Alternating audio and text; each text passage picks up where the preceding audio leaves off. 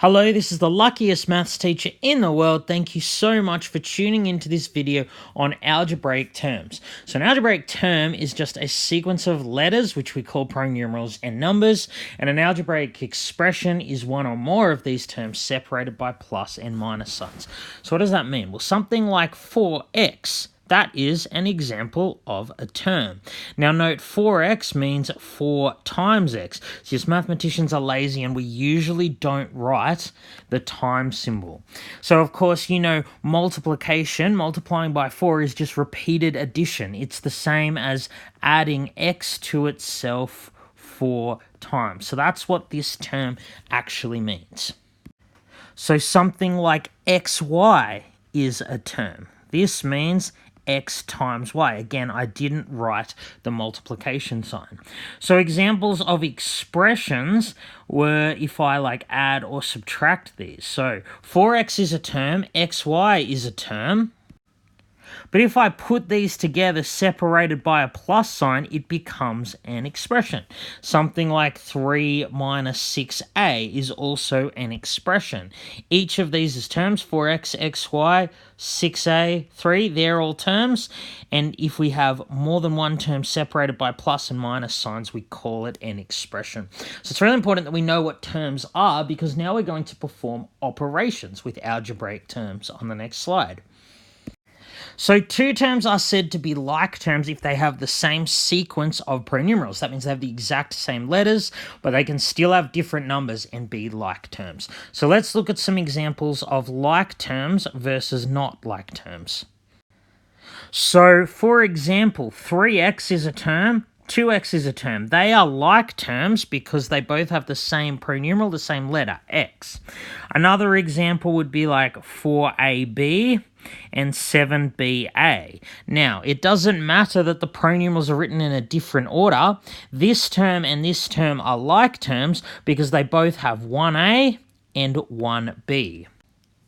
So any two numbers are also like terms, like 7 and minus 4. We consider them like terms. So let's look at examples of terms that are not like terms. So something like 4x and 4y, even though they have the same number in front, the same coefficient of 4, they're not like terms because this term has an x, this term only has a y. They have different letters and so are not like terms. If I have something like 2cd and 3c, they are not like terms because this term has a d, this term does not have a d. So they don't have the same pronumerals or the same letters. So a tricky one here is if I have something like x and 3x squared. They're actually not like terms. So why is that? Well, they both have an x, that's right, but this one here, 3x squared, that's the same as 3 times x times x. So if you like, this term here has 2 x's, this term here has only one. So they don't have the exact same sequence of pronumerals. So why am I telling you all this? Well, it turns out you can only add and subtract terms if they are like terms. So when we add or subtract like terms, we call this collecting like terms. So let's look at an example. So let's say I want to add together, say, 4x and 2x. How do I do that? Well, these are clearly like terms. 4x has 1x in it, 2x has 1x in it. They have the same pronumerals, therefore they're like terms. So I can add them together. So when you're adding or subtracting, you just add or subtract the numbers in front of. So basically, if you had 4 x's and someone gave you 2 more x's, you'd have 6 x's. So 4x plus 2x is 6x. If we have something like 7y minus y, so these are like terms, I can subtract them. Now, note y is the same as 1y. X is the same as 1x, a is the same as 1a, because timesing by 1 doesn't change it. So to simplify this, to collect like terms, it would just be 7 minus 1, using the coefficients, which is again 6y. If you had 7 y's and someone took away a y, you'd have 6 y's. So what about if I had something like 3 plus x plus 7? So here I have three terms, 3x and 7. 3 and 7 are like terms, but x is not a like term. So what I do is I take the like terms, 3 plus 7 is 10. I'm going to leave the plus x alone because it had no like terms. So let's try something like this and collect like terms. 4x minus x squared plus 8x. So 4x and 8x, they are like terms. So it's a 4x plus 8x, because there's a plus in front of the 8x. That gives me 12x. And I leave the negative x squared alone. Remember, x and x squared are not like terms, just as I explained up here. So I can't simplify that any further. I'm done. So let's look at this expression here. This is an expression with 1, 2, 3, 4 terms. Again, I identify the like terms. So 7a goes with negative 3a. This is not 3a, it's negative 3a. So 7a minus 3a gives me 4a. And then the other two terms are like terms. 6b is like term with b. Minus 6b, it has minus in front, plus b. Again, if there's no number in front, it's the same as 1. So minus 6b plus 1b, you go minus 6 plus 1, which is minus 5, and then just write the b, and then we're done. So remember, we can only add or subtract terms if they are like terms. All right, now let's look at multiplying and dividing terms.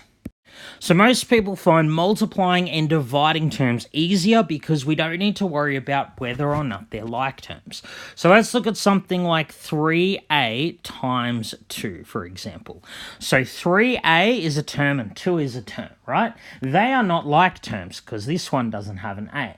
But we can still multiply them together. We can't add 3a and 2, but we can multiply 3a and 2. Multiplying by 2 just means adding to itself, like 4 times 2 is 4 plus 4. So this is just 3a plus 3a, and we know how to do that. We just add the numbers in front, 6a. How easy is that? Of course, we could have got there quicker by just going 3 times 2 is 6 and writing the letter. So what if I had something like 4b times 2c? We just go 4 times 2 is 8, and then write the letters. How easy is that? So what about if I had negative 7x times 3y? Well, it's the same idea. I go negative 7 times 3. So remember, a negative times a positive is a negative, and then I just write the letters xy. Now, if I have something like a times a, a lot of people mess this up. They think it's 2a. It's not. A times a is a squared. That's what squared means, timesing it by itself. A plus a is 2a, but a times a is a squared. So if I had something like 3b times 2b, I go 3 times 2 is 6, b times b is b squared. So make sure you know that. So what about division? So division is a little more complicated, but we'll start with an easy example. 12a divided by 4. We just go 12 divided by 4 is 3, and write the letter. 25x divided by 5. So we're going to do the exact same thing that we've just done. 25 divided by 5, and write the letter. So what about if I had minus 36c divided by minus 6? Well, you know, a negative divided by a negative is a positive, so minus 36 divided minus 6 is 6, and then just write the letter. So this can get a bit more complicated when we start to put letters in the thing we're dividing. So what if I now have 12ab divided by 3a? So you might find it easier to write the division as a fraction, because that's what the fraction line means, divide. So what we're going to do here, we're going to do 12 divided by 3 again, which is 4. That part is the same as the other examples. But now there's an a on the top and the bottom. Remember, we can cancel a common factor. If the same letter appears on top and bottom, we can cross it out. So we're left with just 4b. So let's look at this one, 8xy divided by 16x. This one's going to be a little more tricky still. So I'm going to write this as a fraction. So 8xy on top and 16x on the bottom. Now to do 8 divided by 16, we're just simplifying the fraction. 8 over 16, hopefully you know, is a half. So once again, if the same letter appears on the top and the bottom of the fraction, you can cross it out. So I'm just left with a y on top. So 8xy divided by 16x is 1y over 2, or if you like, you can just write it as y over 2. Okay, so I'm done as far as normal operations go. I'm now going to go through algebraic fractions, which is only relevant to red students. So if you're doing yellow, green, or black, you can stop now. Have a great day. So we are going to look at algebraic fractions. So when we say simplify algebraic fractions, what we're going to do is we're going to take two fractions and combine them into one fraction by either multiplying, dividing, adding, or subtracting them. So we don't need to worry about whether or not they're like fractions or like terms. So let's look at these two algebraic fractions. So these are called algebraic fractions because they're clearly fractions and they have a pronumeral there, so that makes them algebraic. So what we're going to do with these two fractions is add, subtract, multiply, and divide. So follow the same processes you use for normal operations with fractions. So let's start with multiplying. So if I want to multiply a over 4 times a over 5, remember, all we do is multiply the tops and multiply the bottoms. They don't have to have the same denominator. So a times a, you know, is a squared. 4 times 5 is 20. How easy is that? So let's look at dividing. So remember, if I wanted to divide a over 4 by a over 5, what I need to do is keep the first fraction the same, flip the second fraction, and make it a times. So I can multiply a by 5 and a by 4. Remember, if you have the same letter on the top and bottom of a fraction, you cross it out. So the answer here is just 5 over 4. So now let's look at adding them together. So remember, adding or subtracting fractions is a little more complicated because they need to have the same denominator. So to get the same denominator, I'm going to times the top and bottom of this fraction by 5, top and bottom of this fraction by 4. So why did I do that? Well, the lowest common multiple of 4 and 5 is 20. So if I multiply this denominator by 5 and this denominator by 4, the denominator of each fraction will be 20, and if they have the same denominator, I can add them. Of course, if I multiply denominator by 5, I need to also multiply the numerator by top. What I do to the bottom, I must also do to the top. So a over 4 is the same as 5a over 20, and a over 5 is the same as 4a over 20. So now that they have the same denominator, all I need to do is add the top numbers. And remember, you do not add the denominators. You keep the same denominator. How easy is that? So now let's look at subtracting a over 5 from a over 4. So once again, I need to make sure they have the same denominator before I can subtract. So I'll do exactly what I did last time. I'm going to convert a over 4 to 5a over 20 and a over 5 to 4a over 20.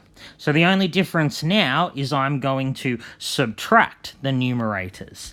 So 5a minus 4a is just a. Once again, I keep the same denominator, don't change it. So that's how I simplify algebraic fractions. That's how I take two algebraic fractions and make them into one, either by timesing, dividing, adding, or subtracting. All right, thank you so much for tuning into this video. This has been the luckiest maths teacher in the world. Have a great day.